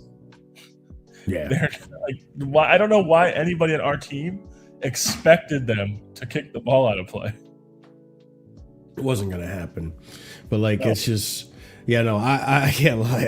I wanted to lose my head on that moment too. So big up Sanchez for doing it for me because I was like, how the fuck he's been down for like a minute, almost 2 minutes. Like ref at all? No, okay. But it's not a head injury, so they don't have to stop the game. No, I get it. Enzo actually came out with some quotes today. Obviously, I pulled these up because these are in regards to the performance. So he said in the first half, he said this. After the first half, they deserved to win the game for sure. But after the second half, we deserved to win the game. After the second goal was scored, we had 3 or 4 chances to win it. And he came out and said, as to why the first half was so bad, this is what Maresca thinks. The key for me was the goal we conceded. After 3 minutes, you concede a goal and the game goes in the direction they want. We scored twice in the second half and could have scored more goals. We just adjusted something in halftime. It's not easy to come back in the stadium. And I get that. It's not easy to come back in the stadium, but I don't like that. Why is it that for you, Maresca, it happened, the first half is a result of that first goal we concede. And all of a sudden the mentality of the team just drops and we can't perform. But Marshall, I think I said it earlier, we've seen this so many times, and it's something I've talked about under Poch, under Maresca first season, Maresca this season. I don't know if this is an issue with the manager more than it is some of the players we have in terms of their mentality and also with having a young squad.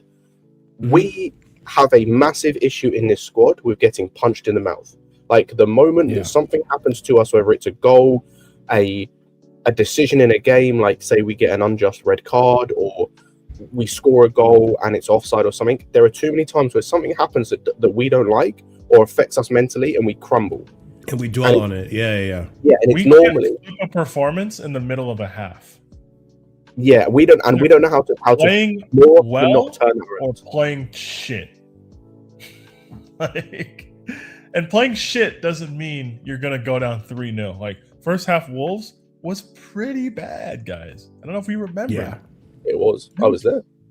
It was pretty bad. You were there. And I was like, you know what? On the bright side, we tried to give Wolves the game, and they can't even string passes together in our half. If we just score 1 goal, we'll win. Obviously, what happened, but like, we don't have like a bad 15 minutes, and then be like, all right, guys, let's pick it up. Like, it is a bad 30, a bad 45. Yeah. And I think, unfortunately, and to be fair, that's who we have. Like, because, like, for example, if this was back in like previous years, we have dudes on the level of Hazard, Lampard, Drogba, Terry. We have dudes, Silva, who will go like, "What are we doing? We're Chelsea. Like, turn this around." Unfortunately, outside of Casado and Reese and Palmer, sometimes, because at the moment it's a bit hit and miss because of both injuries and also, like I said earlier, tactically speaking, the way Maresca's using him at times is just dumb. Outside of those three players, we have no one else that really knows how to actually They're just wild cards. Yeah, you don't have anyone else. Like Enzo doesn't do that anywhere near enough. None of our attacking players outside of Palmer do that anywhere near enough. None of our defensive players outside of Reece do that at all. Really, either because they're just not. It's not them in terms of like a Kukurea. Funny or they're because not I think Sanchez does, but like he's a goalkeeper, so it doesn't matter. Mm-hmm. Like Sanchez is either just not there or like he's pretty dialed in and is like pretty consistent and willing to like raise the level of his performance. But you're in such a reactionary position, it just doesn't really help us. I also feel that like this is more hopium than anything. I do hope over the course of time this becomes less and less of a problem, because to give the benefit of the doubt, there aren't many teams I've seen this season outside of Man City in the league that have that mentality of like keeping it turned on the whole entire game. Like, for example, today's game, what was the result of the Man City game today? It was 3-0, right? There was a point in the second half where City almost conceded to West Ham, but for the and Donnarumma was like asleep and he gave the ball away to who was it? I think it was Callum Wilson, and they got lucky, right? They got lucky and nothing came of it, and West Ham are that bad. But like, even though they're up 3-0, still keep it on them, still put the pressure on. Haaland was getting pissed off because I forgot who it was. I think it was Nico O'Reilly or Rico Lewis. I think it was Rico Lewis. Rico Lewis passes the ball wide to Foden instead of to Haaland, so Haaland get a hat trick, and he fucking lambasts him for it. Like, Haaland was still going for the goal, even though they were already winning. So, outside of Man City, like, there's not many teams. Like, I've seen Arsenal's game drop once they get the lead. Like, I've seen many teams where, even today, for example, Liverpool almost bottled it against 9 men. By the way, against 9 men Tottenham, they nearly bottled it at the end. They were close. So I hope that over the course of time, as these players do get more mature and do get more experience, that whole mentality thing like goes away and we can actually have consistent first and second halves and consistent results despite what's happening on the pitch. So I'm hoping for that. Again, there's not many teams that have it outside of Man City. That's why I still think Man City could potentially... obviously, they're in the race, but I do think Man City does come out victorious at the end of the season. I really hope that's the case as well. I don't need Arsenal to do it, and we're definitely not in this. But it's yeah, I agree with you guys. It's an issue. It's a pain in the ass, but until these directors decide to bring in like the more experienced players and all this shit, which they're not going to. I don't think it's going to go away anytime soon. I hope it's just one of those things that we grow out of it. Another thing, I meant to mention this earlier, but you talking about like games we've got like top 4 race and everything. Yeah. Because of today's result and because of like what I think is going to happen tomorrow, that performance against Villa is key now.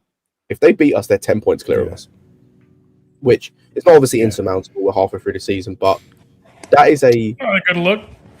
It's not a good look, and it's not for a team like us who struggle to be consistent and are obviously going to potentially be fighting on 3 or 4 fronts going into the second half of the season in terms of obviously not competition, trophies, but in terms of like we're obviously in the semi-final of the Carabao. We're going to get through. I would like to think we're going to get through to the next round of the FA Cup. I would like to again think we're going to get through to the next round of the Champions League, whether that's playing the whatever it's called, I've forgotten the word, the playoff or not. Yeah. They're obviously going to be in a position where they're playing a lot of games as well because of Europe. But yeah, that is, as I say, it's not insurmountable, obviously, but it's a tough position to be in. And then you're in a position where like 4th is the best you can hope for. But if it carries on and you obviously don't close that gap, so yeah, that result against Villa is or that performance or game against Villa is massive. Again, this might be hopium. I do think we do get a result out of Aston Villa. That's fair. I don't think that's hopium. We have a good record against them. Like we have a good record against them, and we do step up for the big games. So the big games I just don't think worry we'll me beat too them, much. dude. I think we'll beat them. I think their long shot black magic will run out. Like, you watch the goals that the team Morgan scored. Rogers Black Magic. If you watch the goals that team has been scoring, dude, I get why Scott's like, oh, they'll fall off. Just We have a week until we play them, so it's not like we're not gonna be like That too. pretty fully First rested. week off for 4 months. Congrats, In fair, everybody. Yeah. to be fair, you say about the long shot thing, but from what I remember, their goals against Arsenal were not long shots. They were both very similar to the goal we conceded. Both the goals actually we conceded today. Hey man, if I see Gusto right back, I'll be mad at the manager. Don't worry. Oh yeah, I think most of us will be, unless he puts on a masterclass, and who knows? No, dude. You guys are expecting him to mark at his back post, and that's just not gonna happen. No, probably not. But I do have to wrap it up, people. I gotta get over to another stream. But big up to you guys. Listen, actually, I forgot to ask Pete, since you joined a little later. Are you actually happy that we walked out of there at one point? Maybe not happy, but better than you're not losing. pissed. But Yeah. like, I'm not super happy. Like, Okay. we had 30 minutes to win the game and we didn't. Like, Yeah. obviously, in the balance of play, did we deserve a win? No. But for how No. on the rack they were once it was 2-2, I guess I'm just more so disappointed at the lack of tangible, like any sort of like usefulness our wingers gave us today. Yeah. Oh man. Like, I'm it was so- frustrating, man. I was like, It fuck. was frustrating. No, I don't get know. it. Like, I guess that's what I'm mad about more than not. Like, the drawing is annoying, but like at these 3 games, I said give me 9 points or give me 7 points, and I'll be okay with it. Like, Sure. gotta win your home games. Like, but the response is fine. It's not that I don't think the players aren't playing for the coach. Like, none of that. It's just, They're not good. I don't feel great about it. No, and I understand that. I do really believe that even if we slightly improved that first half, we probably could come out of this victorious, which would have been a great 3 points. And we would be probably having a different discussion about the rest of our season if we come out with a victory at St. James's Park. Or maybe we have the same discussion. Who knows? I would like to believe that it starts to turn some Chelsea fans to be a little bit more optimistic than what they are right now. But listen, where we are right now, I get where we're coming from. I get where the mentality is in terms of we're in the top 4 race, not a title race. And it is what it is. Just if you're going to be in the top 4 race, then show me something in the other competitions we're in. Whether it be Champions League, Carabao Cup, FA Cup, win one of those, maybe we'll talk from there. And right now it looks like we could get some. If we could get something out of the Carabao Cup, considering we have Arsenal next over 2 legs, I'll be pretty happy with the team. We I will don't be pretty definitely happy. have Arsenal next, by the way. In the oh yeah, right. Yeah, They It could be have Crystal playoffs, Palace. I Do we forgot think about Arsenal that. will win? Yes, but I could also see Arsenal just chucking this competition. Mm-hmm. I think we're about to could. see two very weakened teams on Tuesday. yeah. 100%. I agree. To be fair, I don't know. Actually, no. I think Palace go heavy because I don't think their aspirations in the league are too great in terms of like. I don't think they're going to finish any higher than Conference League ultimately. They're already in the.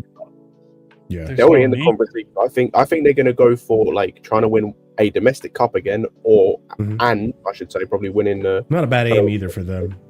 Yeah, because then if they win, what's it called? If they win a domestic cup, they get Conference League minimum anyway, and then if they can win the Conference, they get the Europa League minimum anyway. So like, I think that's a better Yeah. bet for them. Unless than they're trying- Palace and trying to finish in the top 5, like realistically, I think there's no point in like. Obviously, they're professionals; they'll do it. But like, you want to have a good league campaign. But like, they broke their points record last year as a club and finished like 9th. Like, it just enjoy it, enjoy the cups, enjoy all the games, try and win something. I think that's what they should focus on. But if I were them, I could see them playing a strong team against Arsenal. I guess, but I was just 100%. expecting both teams to try and gracefully bow out of this competition. To be honest, Yeah. I think it's a hindrance more than anything, I understand. at least for them. Yeah, no, it makes sense. But yeah, we're gonna wrap it up, guys. Big up to every single one of you guys in the chat. Be sure to smash up the like if you haven't done so already. Be sure to subscribe to the channel if you are new here. If you have some hype points to spare, definitely consider spending them or sparing them on Casually FC just to help out with that algorithm. Check out some of the links in the description, of course, if you want to see some more content. We'll be back here tomorrow for the Casually Chelsea show. Obviously, we have a few updates in regards to Maresca and other news that's come out as well. Not much to talk about, but there's a few things, so I'll probably still have a Casually Chelsea show regardless. But yeah, be sure to check that out, and be sure to consider becoming a member. 4 different tiers starting at 99p, and if you're at the proper casual tier and higher, we give shout outs at the end of every show. That's gonna go out to JC, Dark, Lanray, Sadiq, A. Soliman, EE, and Adrian. Big up to you guys for the support, and as always, big up to all of our members as well for the support. Hopefully you guys enjoyed the football today, the Premier League today. It was an entertaining day, I'm not gonna lie, jam-packed with a lunch of football. Tomorrow is United Villa. That should be an interesting game. And yeah, we'll take it from there. But big up to every single one of you. Have a wonderful night. As always, stay casual. Say hello to Sarcasm City as well with the raid. Copy and paste the message there. And then we'll see you next time. Peace.